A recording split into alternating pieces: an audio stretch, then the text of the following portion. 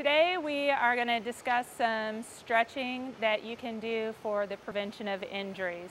Just some basic principles to go over for stretching before you get started is stretching should feel good, that it should not be uncomfortable, you should not have pain with it. Also with stretching, you should hold your stretch for approximately 6 to 8 seconds, and then again, you don't want any pain whenever you are stretching. Today we're going to start with the bottom and work our way up. So we're going to first start out with the Achilles and calf. And Lori, if you can step up here. For the Achilles and the calf, you're going to find somewhere where you can put your toes on and heels on the ground, and you're just going to lean forward. You should feel a stretch on the bottom of your heel, up the lower portion of your leg. Hold it for about 6 to 8 seconds and then relax. Okay. Now to get another part of your lower leg and calf, Lori, what I want you to do is take a little mini step back. Okay. Keeping your heel on the ground, all you're going to do is just bend your knee forward. You should feel that stretch again in the lower portion of your leg. Hold it for 6 to 8 seconds and then relax. Okay, next we're going to move to the upper thigh area. We have quadriceps and hamstring stretches that you can do. Lori, the first stretch you're going to do is for your quadriceps. So all you're going to do is you need to find something that you can hold on to so you can keep your balance. Lift your leg up behind you, grab hold at your shoes, keep your knee in so it's close to your other leg. Hold that stretch for 6 to 8 seconds and then relax. Now Lori, if you can move over to this side over here. The next one we're going to do is for the hamstrings. With the hamstrings, you need to find a solid surface that you can put your foot up on. Lori, go ahead and put your foot up, keeping your knees straight, toes bent back. And if you feel a stretch at this point, you don't have to go any further than this. If this feels too easy or too comfortable, you can lean forward slightly until you feel a slight stretch go down the back of your thigh. Again, hold it for 6 to 8 seconds and then relax.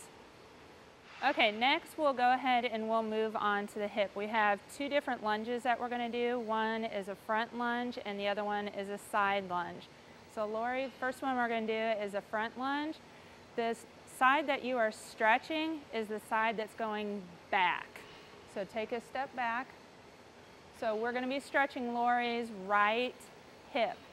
When you're stretching, make sure, Lori, you stand up nice and straight. Almost lean back a little bit so you can feel the stretch right in the front of your hip. Again, hold it for about 6 to 8 seconds and then relax. The next one we're going to do is for the inner thigh or the groin area. So Lori, I want you to take the side that you're stepping with.